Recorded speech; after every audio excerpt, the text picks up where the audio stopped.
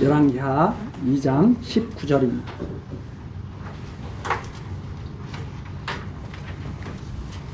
그 성 사람들이 엘리사에게 고하되 우리 주께서 보시는 바와 같이 이 성읍의 터는 아름다우나 물이 좋지 못하므로 토산이 익지 못하고 떨어지나이다. 엘리사가 가로되 새 그릇에 소금을 담아 내게로 가져오라 하매 곧 가져온지라. 엘리사가 물 근원으로 나아가서 소금을 그 가운데 던지며 가로되 여호와의 말씀이 내가 이 물을 고쳤으니 이로 쫓아 다시는 죽음이나 토산이 익지 못하고 떨어짐이 없을지니라 하셨느니라 하니 그 물이 엘리사의 말과 같이 고쳐져서 오늘날에 이르렀더라. 22절까지 말씀입니다. 지금 엘리사가 엘리야의 뒤를 이어서 그 선지직을 계승하게 됩니다. 선지직을 계승하는 그 과정을 갖다가 우리에게 지금 쭉 증거를 해주고 있죠. 그래서 우리 주부에 보시면 엘리사의 선지직 계승 열왕기하 2장 이렇게 되어 있죠. 지금 이 내용이 왜 기록되어 있느냐? 엘리사가 엘리야의 그 선지직을 계승한 하나님의 참 선지자인 것을 증거하는 내용이죠. 이러한 것을 통해서 우리에게 보여주시려는 것은 하나님이 언약하신 말씀대로 이루시는 하나님이 살아계신다는 것을 알게 하시는 거죠. 왜 그런가 하면 이미 우리 앞에서부터 살펴봤잖아요. 엘리야에게 너의 뒤를 이어서 엘리사가 너의 뒤를 이어서 선지자로 활동하게 될 것이다. 그러니 너는 엘리사를 찾아가서 엘리사를 너의 뒤를 이을 선지자로 삼으라 하는 내용이 앞에 있었잖아요. 그리고선 엘리야의 뒤를 이어서 엘리사가 이제 선지자로 부름을 받았죠. 그것을 확인하게 하는, 증거하는 내용이 바로 여기에 나와 있습니다. 그런데 우리들이 이걸 잘못 이해를 하면 자꾸 이걸 어떻게 이해를 하냐면 믿는 자들은 이러한 일을 행할 수 있다. 이렇게 자꾸 이해를 하려고 그래요. 그래서 성경을 보면서 믿는 자에게는 능치 못할 일이 없느니라. 이런 말씀 한 구절을 딱 가지고 모든 것을 다 이렇게 적용을 시키려고 그래요. 그래서 이 성경 한 구절을 떼어다가 적용시키는 것은 정말 위험할 수가 있다. 능치 못할 일이 없죠. 믿는 자에게는. 이렇게 능치 못할 일이 없다 이 말입니다. 하나님께서 이 일을 하게 하시면 이렇게 하시는 거죠. 하는 거죠. 지금 엘리사가 지금 선지자가 딱 됐어요. 다른 사람들은 잘 모릅니다. 이제 인정을 하기가 어려워요. 언제부터 네가 선지자였어? 이렇게 생각을 하는 사람들이 특히 북쪽 이스라엘에는 거의 다가 그렇다. 왜? 하나님의 능력을 인정하지 않으니까.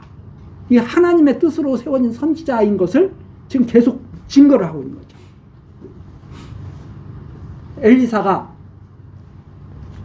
그 물이 열매를 맺지 못하게 하는 그 물을 고쳐서 열매 맺는 그런 물이 되도록 지금 하는데 21절에 보니까 엘리사가 물 근원으로 나아가서 왜 하필이면 물 근원으로 나아갈까요? 꼭 물 근원으로 나아가야 한다는 그런 뜻을 말하고 있는 걸까요? 그게 아닙니다. 근원을 고치시는 하나님의 역사 섭리. 이것을 자꾸 우리에게 생각하게 하시는 거죠. 우리는 우리 이 사회에서 사람들이 요구하는 것이 그거잖아요. 사회가 좀 개혁됐으면 좋겠다. 이 개혁됐으면 좋겠다고 많은 사람들이 생각을 하잖아요. 왜 그런가 하면 우리들이 조금만 이렇게 좀 상식적인 그런 눈을 가지고 이렇게 사회를 보면 이거 잘못된 일들이 참 많은 것처럼 느껴진다 이 말입니다. 타락한 이성임에도 불구하고 뭔가 잘못됐어 하는 게 느껴지죠. 감각적으로. 살다 보면 자기가 억울한 일을 당해요. 사실은 자기가 억울한 일이죠. 그러면서 사람들은 상대적으로 억울한 일을 당하는 나를 중심으로 보더라도 세상이 뭐가 잘못되어 있는 것 같아. 그런데 이 하나님의 말씀으로 세상을 보면 세상은 정말 어지러운 세상이거든요. 혼탁한 세상이거든요. 그런데 자기가 좋을 때는 좋은 것처럼 보이는 거죠. 사람들이. 자기 중심이니까. 어느 날 정신 차리고 보면 너무나 힘든 게 이 세상이에요. 살아가는 것 자체도 기적이 어떻게 보면. 그렇잖아요? 그런데 그걸 누가 고치느냐? 사람들은 힘 있는 지도자들이 그걸 고칠 줄로 착각을 합니다. 절대 근원으로 올라가지 않으면 그게 고쳐질 수가 없어요.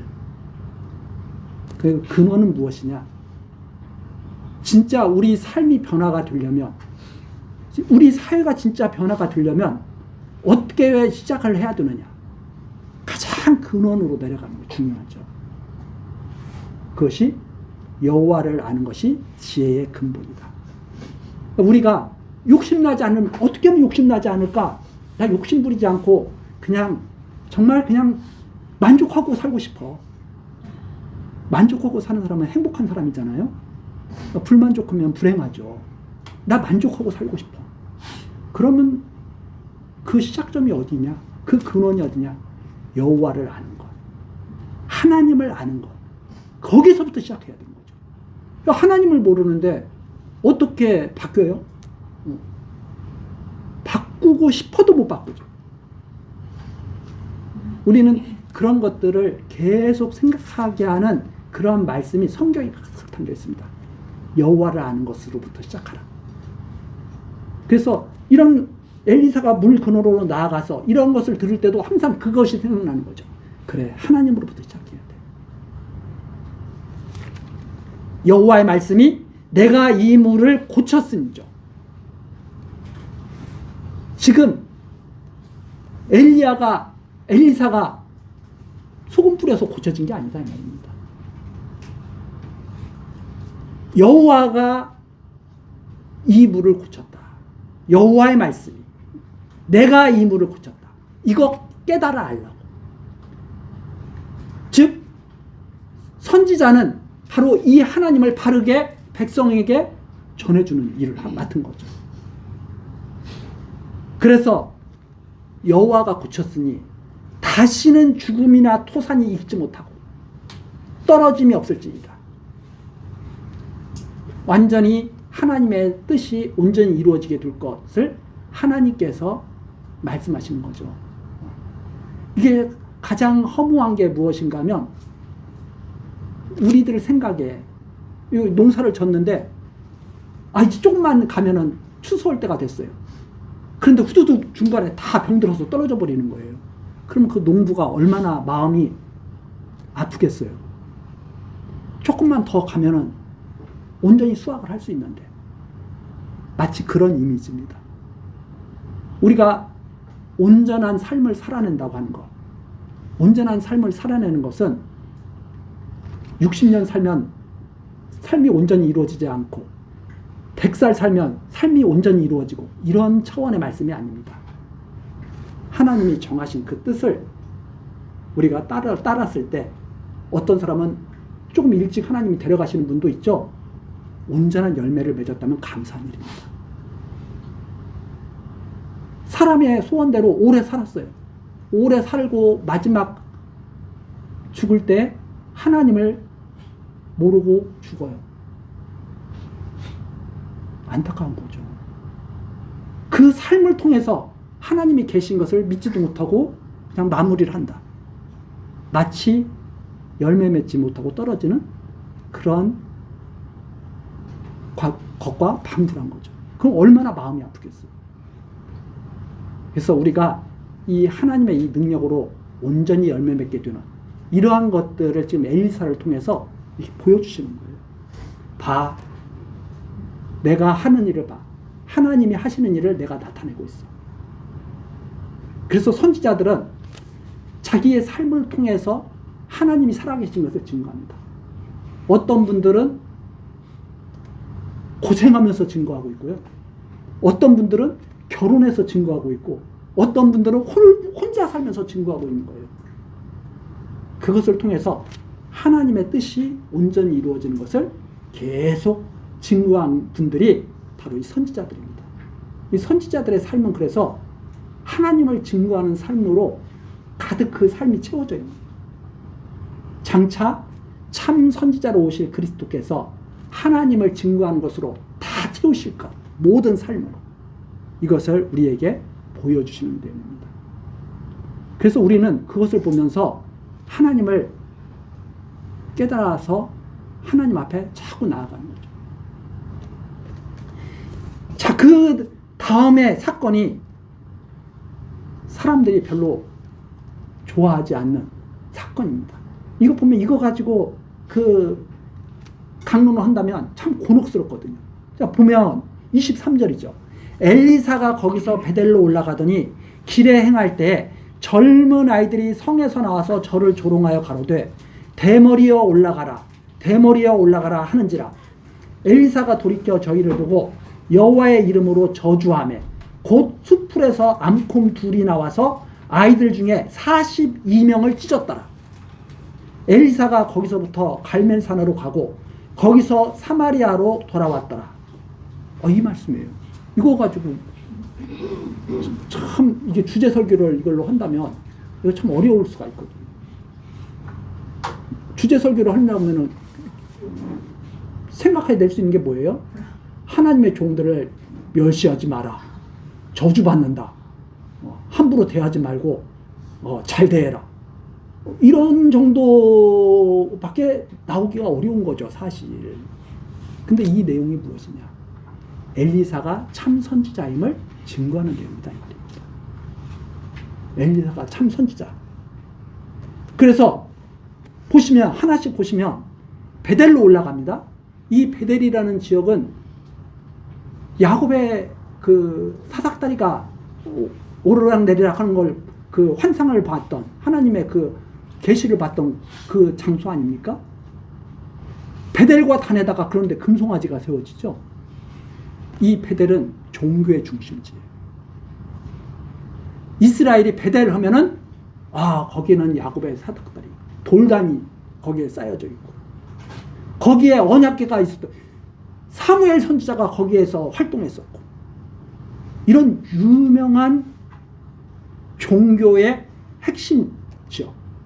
그런데 그곳에 북쪽 이스라엘 때 여로보암이 그곳에 무엇을 세워요? 금송아지를 세우거든요. 금송아지가 세워질 만한 종교 활동이 왕성한 곳. 그런 곳이었죠. 나중에는 타락의 중심지, 거짓 종교의 중심지가 되는 곳이죠. 거기로 올라갑니다. 젊은 아이들이 나옵니다.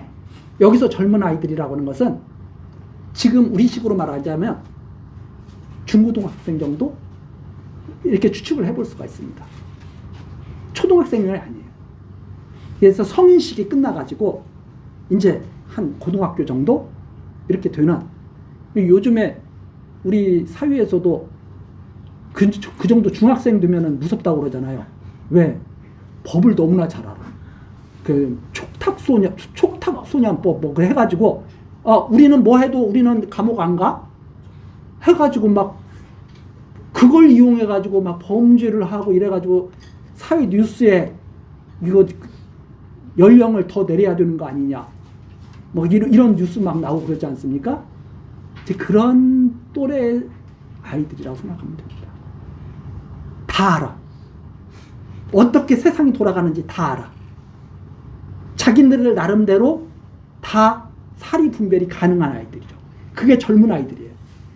젊은 아이들이 성에서 나와서 엘리사를 조롱합니다.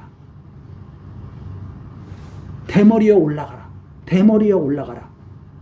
이게 무슨 뜻이냐면, 야, 너가 선지자야. 꺼져버려. 너 선지자면 엘리야 하늘나라로 하늘로 올라갔다며. 너도 그렇게 가. 이런 식의 비아냥. 그래서 대머리에 올라가라. 또 엘리사의 모습이 머리숱이 많아요? 없어요? 없어요. 이거 가지고 머리숱 없는 사람이 위로를 받는 그런 경우도 있지만 저도 위로를 조금 받을 수는 있지만 그런 말씀이 아닙니다. 위로받으라고 그런 말이 아니라 하나님의 선지자가 사람들 보기에는 우스워 보일 수가 있는 거예요. 바울 사도도 그랬습니다. 바울 사도도 사람이 바울 사도를 만나기 전에 이렇게 전해드렸을 때는 대단한 분인가 보다. 막상 만나보니까 어때요? 조금 그래, 선지자라고 하기에는 뭔가 우리가 잘못한 거 아니야? 이럴 정도의 모습이에요. 이게 바울 사도에 대해서 전해내는. 그런데 이스라엘 백성들이 갖고 있는 그런 생각은 하나님께 축복을 못 받았네, 이런 생각을 가질 수가 있다 이 말입니다. 왜? 우리가 딱 보면 압살롬 머리숱이 어때요? 이스라엘의 자랑거리야. 그 다음에 가만히 생각해 보세요. 삼손, 다 아는 유명한 분들이잖아. 그런데 엘리사 겉모습이 별로 흡족하지가 않아. 카리스마가 없어요. 이게 딱 보면 덩치도 좋고 머리숱도 많고,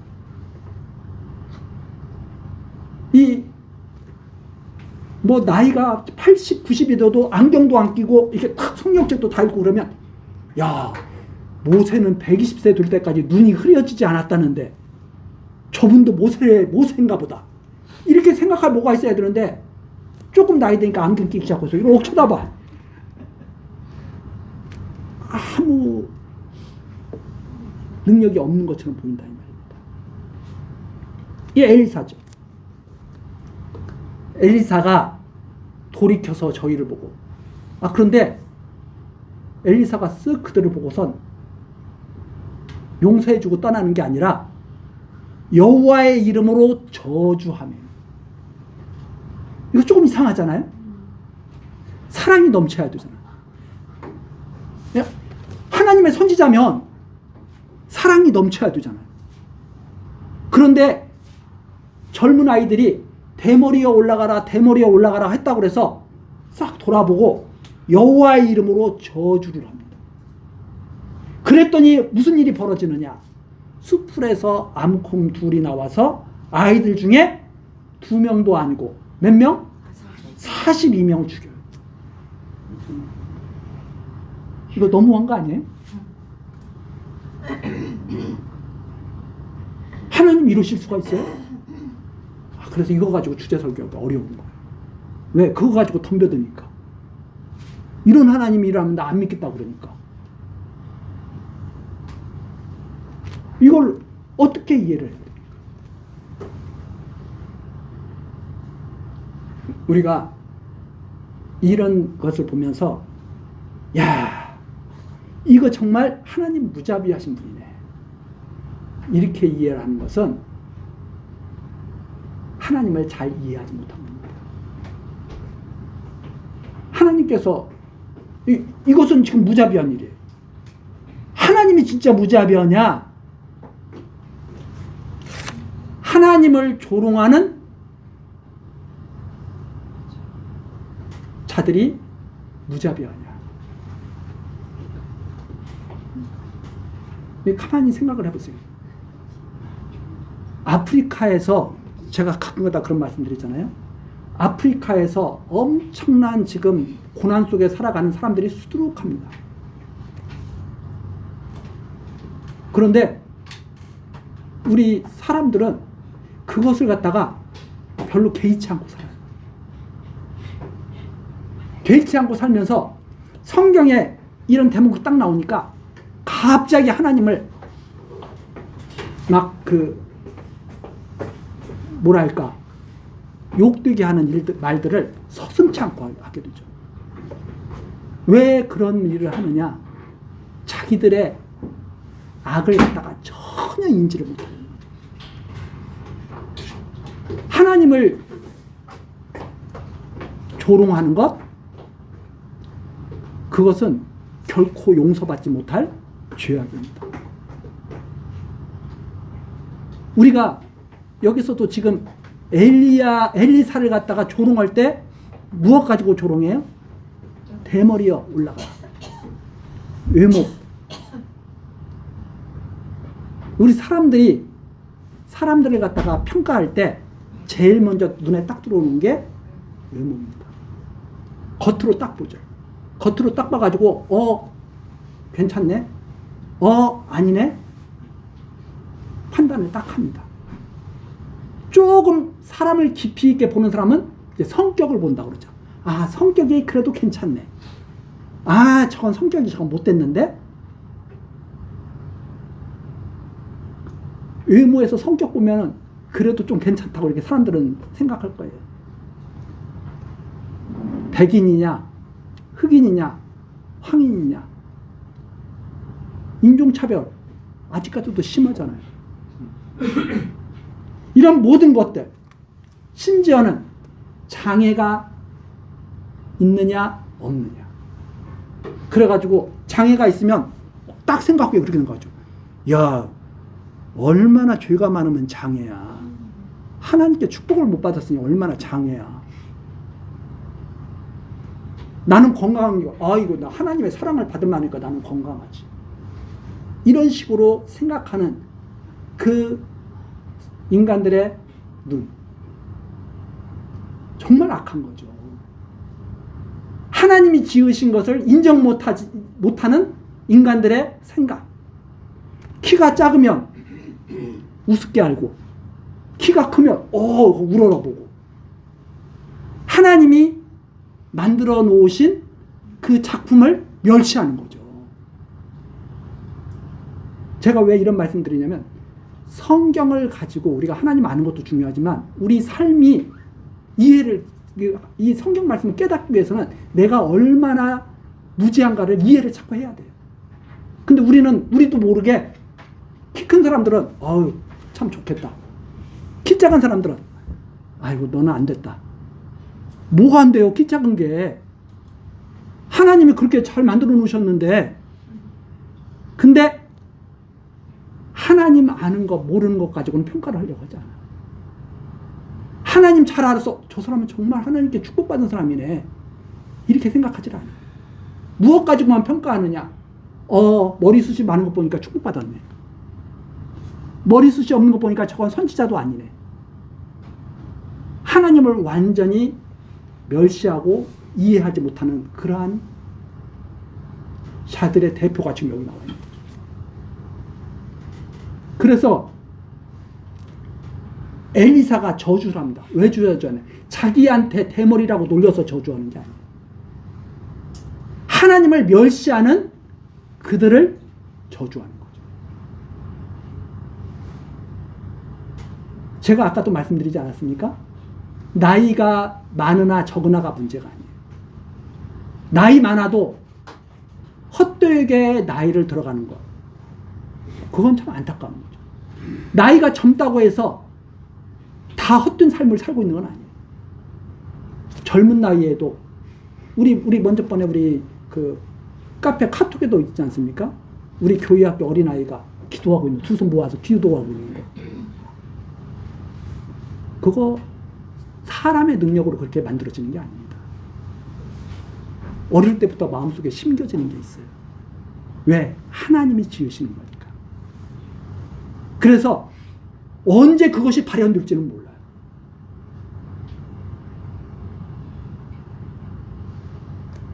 때가 되면 반드시 하나님의 생명의 씨앗이 안에 담겨 있으면 발현되게 됩니다. 그런데 여기에 나오는 젊은 아이들처럼 끝까지 하나님을 대적하다가 멸망당하는 그런 일도 있죠. 그것이 바로 하나님이 정해놓으신 일입니다. 그것을 이걸 통해서, 선지자를 통해서 보여준 그러한 내용이 바로 여기가 있죠. 그래서 우리가 다시 한번 여기서 정리를 한다면, 이 사건은 엘리사가 엘리야의 뒤를 이은 선지자임을 증거하는 사건이면서, 또한 거기에 곁들여져서 우리에게 더 풍성하게 주시는 것은 하나님을 온전히 깨달아 알라고. 의무 가지고 조롱하는 것, 이것은 하나님을 모르는 행위라고 하는 것을 우리들에게 더 깊이 있게 생각하게 하시는 그런 말씀이죠. 그래서 우리는 절대 사람을 우리 눈에 보이는 대로 평가하는 것이 아닙니다. 하나님의 영으로 평가를 받는다는 것을 깨달아 알고 절대 사람을 의무로 보는 것이 아니라 우리도 하나님의 눈으로 볼 수 있도록 간구하는 삶이 우리에게 이루어져야 되는 거죠. 그래서 저는 이렇게 생각을 합니다. 지금 있는 그대로를 만족하기 위하면 하나님이 지으신 것을 믿을 때 만족할 수 있다. 하나님이 지금 우리를 이 자리에 앉혀놓은 것, 그것을 믿을 때 이 자리에서도 감사가 넘칠 수 있고 행복할 수가 있는 거죠. 세상에 누가 이런 말씀 들으면서 자기 마음대로 이런 말씀 들으면서 살 수 있습니까? 우리들 하나님께서 지켜주지 않으면 우리 이런 말씀을 들을 수도 없는 존재거든요. 맨 처음에는 우리 뜻대로 다 되는 거 같죠. 10년 지나고 나니까 내 뜻대로 되는 게 하나도 없었네요. 이렇게 고백을 하게 됩니다. 그런 고백을 할 수 있다고 하는 것은 그만큼 깊이와 넓이가 우리 마음이 넓어졌다는 거죠. 야, 내 뜻대로 되는 줄 알았는데 지나고 보니까 이게 다 하나님의 뜻이었네. 그런데 그 하나님이 지금까지 나를 지켜서 이 자리에 있게 하셨네. 이것을 믿는 사람들은 어느 자리에 있든지 행복하죠. 어느 자리에 있든지. 그러나 그것을 놓치는 순간 내가 왜 여기 있어야 돼?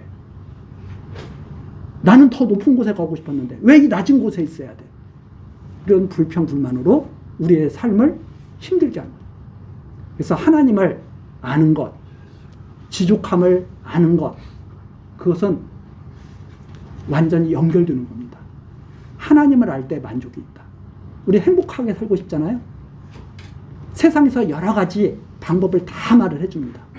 잠깐은 맞는 것 같지만 근원으로 내려가지 않으면 그것은 온전히 존재할 수가 없다. 우리 다음 주에 이제 우리 사경이 하잖아요. 먼저 번에 신앙과 우리 성도들의 삶에 대해서 조금 이렇게 시간이 짧지만 좀 이렇게 정리를 해보려고 했는데 계속 연결되는 내용입니다. 이제 우리 가정, 우리 가정에 대해서도 좀 이해가 더 깊어져야 되죠. 그냥 세상 사람들처럼 가정 이루고 사는 것, 그것보다는 조금 더 깊이가 있고 기쁨이 있어야 되지 않아요? 그것이 하나님의 말씀으로 통해서 증거된다고 하는 것을 좀 기대를 가지고 기도하면서 그때 임했으면 좋겠다는 것이 저의 생각입니다. 자, 어쨌든 이제 3장으로 넘어가죠. 유다왕 여호사밧 18년에 아합의 아들 여호람이 사마리아에서 이스라엘 왕이 되어 12년을 치리하니라. 저가 여호와 보시기에 악을 행하였으나 그 부모와 같이 하지는 아니하였으니 이는 저가 아비에 만든 바알의 주상을 제하였음이니라. 그러나 저가 느밧의 아들 여로보암이 이스라엘로 범하게 한 그 죄를 따라 행하고 떠나지 아니하였더라. 3절까지 내용입니다. 아합의 아들 여호람이 사마리아 이스라엘의 왕이 되었는데 12년 동안 치리를 하게 됩니다. 그런데 이 여호람이 마음이 조금은 유해요. 사람이 있잖아요. 쉽게 말해서 깡패 중에 아주 악질 깡패가 있는가 하면 그래도 조금 의리가 있는 깡패가 있잖아요. 그러면 사람들은 그거 가지고 막 저 사람은 깡패 중에서도 그래 의리가 있네. 뭐 약간 이런 식이잖아. 그 말이에요. 그러나 근본은 뭐예요? 역시 여전히 깡패예요. 그래서 우리나라 영화 중에 저는 뭐 그걸 다 살펴보지는 않았지만 그 친구라는 영화 뭐 보신 분들 혹시 있을지 말이에요. 기분이 별로 안 좋잖아요. 그거 보면. 저는 줄거리만 조금 이렇게 봤는데 그게 무슨 그 깡패들이 의리 있는 거예요. 그 대사 뭐 몇 가지 나오는 거 보고 막 그거 가지고 막 열광하고 그런 영화 잘못 보면 그쪽으로 나가는 거 성공했다고 생각하는 사람도 있을 수 있어요. 아닙니다. 근본은 똑같은 거예요. 자, 조금은 유해. 백성들을 조금은 유해하는 것 같아. 그렇지만 여전히 어느 길로 행하여? 여로보암의 길. 이게 중요한 내용이죠. 이 평가예요.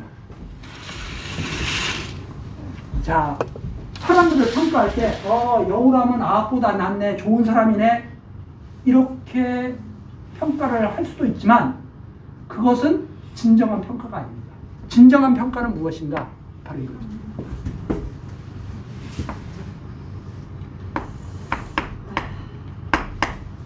여로보암의 길,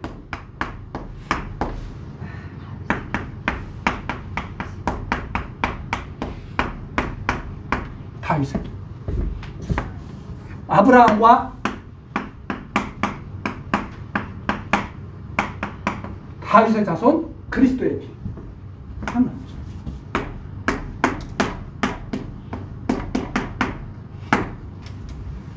하나님께서 딱 결론을 내릴 때는 이렇게 내립니다. 이 길로 갔느냐, 이 길로 갔느냐.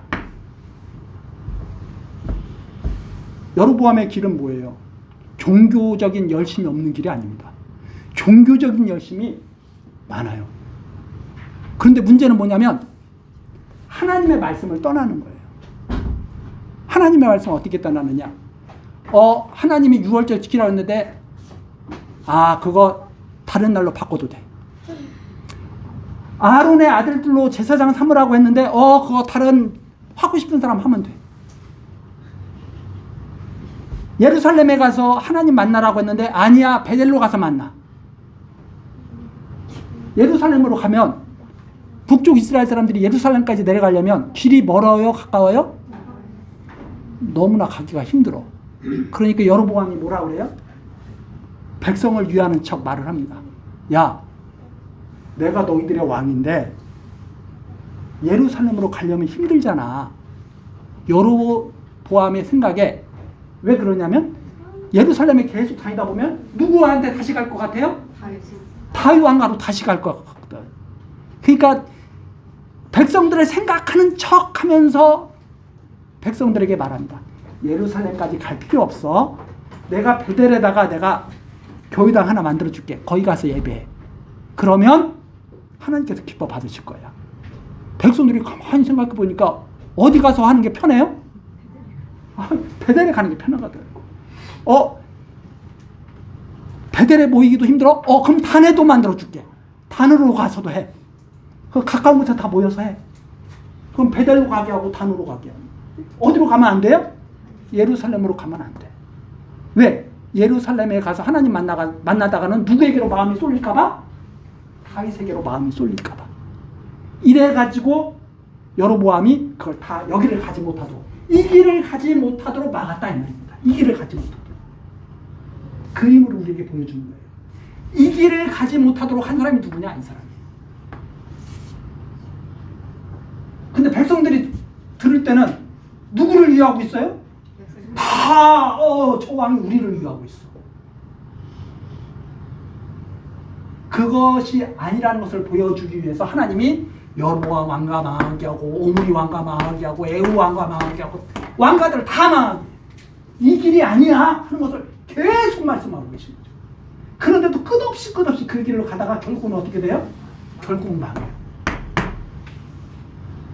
그리고 나서 남쪽 유다에게 말하는 거죠. 너희들이 이 북쪽 이스라엘보다 의로운 것 같지? 내가 너희들에게 이걸 보여주고 그 다음에 너희들 망하게 하는 거야. 왜? 너희들도 똑같은데 내가 너희들을 지킨다는 것을 알게 해주기 위해서 내가 이렇게 한 거야. 그래서 남쪽 유다도 망하게 해. 왜? 이건 722년이잖아요. 이건 586년이죠. 얼마나 기고만장했겠어요. 이 기간 동안. 역시 우리가 맞았잖아. 그래서 막 기고만장하죠. 그랬더니 하나님께서 너희들이 맞은 게 아니라 내가 맞은 거야. 너희들이 옳은 게 아니라 내가 옳은 거야. 그거 보여줄게. 망하게 하시는 거야. 그리고 이 백성들에게 진정으로 아브라함과 다윗의 길을 따라서 그리스도를 만나게 하십니다. 그러니까 다윗의 길이 무엇인가? 육체의 길을 말하는 게 아니에요. 믿음의 길을 말하는 거지. 믿음의 길을 따르게 하시려. 근데 우리는 이런 걸 보면서 자꾸 육체의 길을 따르고. 그래가지고 어떤 식으로 말하느냐? 지금 우리 교회에서 다른 교회로 가면 저주받은 거야. 뭐 이런 식으로 해가지고 사람들을 갖다가 쉽게 말해서 가스라이팅합니다. 진리의 말씀을 전해줘야죠. 하나님께서 인도하시면 다 그 길로 가는 겁니다. 하나님께서 막으시면 아무 데도 못 가는 거예요. 하나님께서 붙들고 계신데 어떻게 떠나요? 하나님께서 놓아주시니까 나가는 거죠. 그것을 정확하게 전해주어야 서로 그야말로 세상 말로 쿨하게 지낼 수 있는 거예요. 다 믿고 사는 거예요. 서로. 하나님이 하시는 일을 믿고 사는 거예요. 우리 사람이 하는 일을 믿고 사는 게 아니라 하나님이 하시는 일을 믿고 사는 거예요. 그 모든 우리의 삶이 그렇게 확장되어 나가요. 하나님을 아는 데서부터 가정을 알고, 사회를 알고, 세상을 알고 넓어져야 되는 거죠. 그런데 기독교를 잘못 믿으면 완전히 아주 막 그냥 고집쟁이가 돼. 그래서 이런 식이에요. 나는 하나님의 종이야. 다 틀렸어. 나만 맞아. 하나님의 종인지 써 있어요, 여기? 여기 안 써 있잖아요. 항상 주 안에서 경건한 두려움. 정말 하나님의 백성이 되고 싶다는 소망을 가지고 살아가는 길. 그게 바로 이 길이에요. 하나님의 백성으로 살고 싶다는 그 소망. 그것을 하나님께서 멸시치 아니하신다고 말씀하고 계신 거죠. 그 마음을 멸시치 아니하실 것이다. 내가 하나님의 백성으로 살고 싶은데 살지 못하고 있다는 것을 깨닫고 살아가는 마음.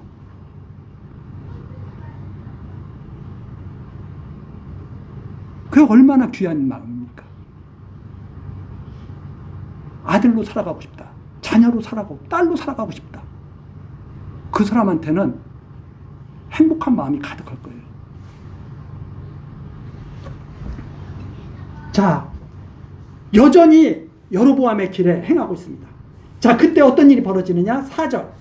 모압왕, 매사는 양을 치는 자라 새끼 양 10만과 털과 수양 10만의 털을 이스라엘의 왕에게 바치더니 조공 바치는 거죠. 아합이 죽은 후에 모압 왕이 이스라엘 왕을 배반한지라. 아합이 딱 죽고 아합이 막강한 왕이었잖아요. 아합이 딱 죽고 나니까 반란을 일으키는. 그동안 이제 막 이스라엘을 섬기면서 이 조공 바치던 이 모압이 배반을 한 거죠. 6절입니다. 그때 여호람 왕이 사마리아에서 나가서 온 이스라엘을 점거하고 또 가서 유다 왕 여호사밧에게 보내어 이르되 모압 왕이 나를 배반하였으니 당신은 나와 함께 가서 모압을 치시겠느냐? 저가 가로되 내가 올라가리이다. 나는 당신과 일반이요 내 백성은 당신의 백성과 일반이요 내 말들도 당신의 말들과 일반이니이다. 자, 이때 여호람, 여기서는 여호람, 남쪽 유다는 여호사밧. 여호사밧은 지금 여기의 왕이에요. 여호람은 저 여로보암의 그 길을 가고 있는 왕입니다. 둘이 같이 이 여호사밧이 아방 때도 그랬지만은 이게 같은 민족인데 해가지고 자꾸 연합을 한 걸 이게 원했죠. 여기서도 마찬가지입니다. 모압이 우리에게 반역을 했다면 우리가 같이 가서 모압을 제압하십시다 해가지고 올라가게 되는 거죠. 그래서 8절입니다. 여호람이 가로되 우리가 어느 길로 올라가리까? 저가 대답하되 에돔 광야 길로입니다. 이스라엘 왕이 유다 왕과 에돔 왕으로 더불어 행하더니 이제 에돔까지 같이 연합군을 만들어 가지고 전쟁을 하러 가는 거죠. 더불어 행하더니 길을 둘러 행한 지 7일에 군사와 따라가는 생축을 먹일 물이 없는지라. 이스라엘 왕이 가로되 슬프다. 여호와께서 이 세 왕을 불러 모아 모압의 손에 붙이려 하시는도다. 여호사밧이 가로되 우리가 여호와께 물을 만한 여호와의 선지자가 여기 없느냐? 이스라엘 왕의 신복 중 한 사람이 대답하여 가로되 전에 엘리야의 손에 물을 붓던 사밧의 아들 엘리사가 여기 있나이다. 여호사밧이 가로되 여호와의 말씀이 저에게 있도다. 이에 이스라엘 왕이 여호사밧과 에돔 왕으로 더불어 그에게로 내려가니라. 전쟁을 하러 가다 보는데 위기에 봉착했습니다. 물을 구할 수가 없게 됐어요. 7일 동안 행군하다가 이거 잘못하다가 싸우기도 전에 다 멸망당할 것 같아요. 야, 이거 전쟁에서 지겠다. 여호와께서 우리를 붙이시려나 보다. 이렇게 생각하고 있는데 여호사밧이 하나님의 선지자를 찾아서 하나님의 뜻을 좀 알아보십시다. 이렇게 말한 겁니다. 그래서 이제 추천받아서 엘리사에게 딱 내려가게 된 거죠. 자, 13절입니다. 엘리사가 이스라엘 왕에게 이르되 내가 당신과 무슨 상관이 있나이까? 엘리사가 누구에게? 당신과 무슨 상관이 있습니까? 그러면서 이렇게 말하죠. 당신의 부친의 선지자들과 당신의 모친의 선지자들에게로 가소서. 이세벨이 섬기던 그 선지자들에게 가시고 아합 왕이 섬기던 그 선지자에게 가시지 왜 생뚱맞게 저한테 찾아오십니까? 누구 때문에 찾아간 거예요? 여호사밧이 원하니까. 아합 왕 때도 여호사밧이 원해가지고 누구를 만났어요? 미가야 선지자. 여호사밧에게는 계속 참 선지자의 말을 듣게 하시는 거예요. 아합 왕하고도 이렇게 화합했을 때 아합 왕은 이방 선지자들을 다 불러 모아가지고, 응? 바알 선지자들을 다 불러 모아가지고 말을 듣는데 여호사밧은 누구를 부르게 해요? 미가야 선지자를 부르게 해요. 이번에는 누구를 부르게 해요? 엘리사를 부르게 해요. 여호사밧에게 계속 어떤 선지자의 말씀을 듣게 해요? 참 선지자의 말을 계속. 누구하고 함께 하는데도 아합하고 함께하고 여호람하고도 함께하고 하는데 희한하게 여호사밧에게는 참 선지자를 계속 보내죠. 이걸 지금 보여주시는 거죠. 왜 그럴까? 그러니까 이제 그 이스라엘 왕이 그러죠. 이스라엘 왕이 저에게 이르되 그렇지 아니하나이다. 여호와께서 이 세 왕을 불러 모아 모압의 손에 붙이려 하시나이다. 엘리사가 가로되 내가 섬기는 만군의 여호와의 사심을 가리켜 맹세하노니, 여기가 중요한 대목이에요. 내가 만일 유다 왕 여호사밧의 낯을 봄이 아니면 당신을 향하지도 아니하고 보지도 아니하였으리라. 누구 때문에 왔다는 거예요? 여호사밧 때문에 왔다는 거예요.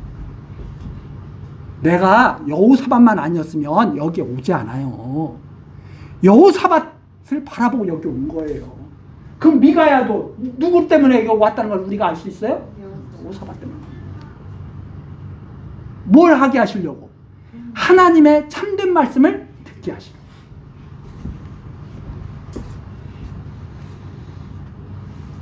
이게 바로 세상입니다. 이게 참 놀라운 세상이죠. 여기서 탁 떠오르는 것이 이 세상에는 가라지들이 많습니다. 알곡도 자라고 있어요.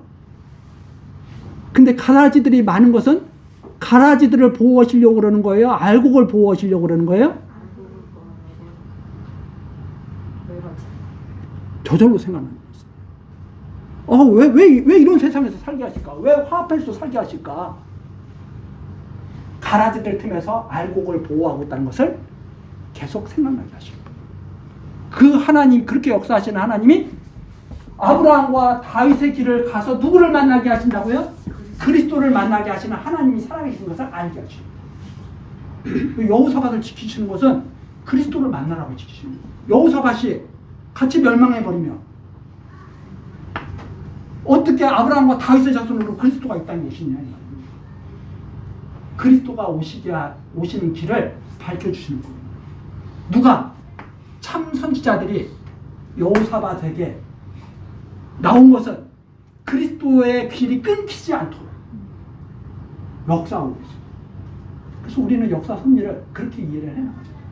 아, 하나님께서 그리스도를 만나게 하시려고 이렇게 역사를 하시는 거구나. 이 세상 역사도 마찬가지입니다.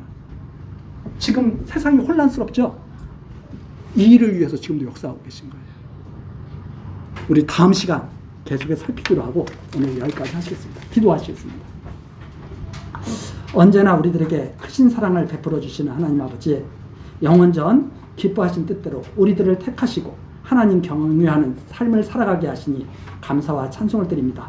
이 시간에도 열왕기의 말씀을 통해서 하나님이 여호와로 살아계신 것을 우리에게 가르쳐 주셨습니다. 우리들 항상 하나님을 믿음으로 모든 악에서 떠나게 하시고 하나님의 말씀에 즐거움으로 순종하는 믿음의 삶이 되도록 성령의 역사가 충만하게 하옵소서. 예수 그리스도의 이름으로 기도드리옵나이다. 아멘.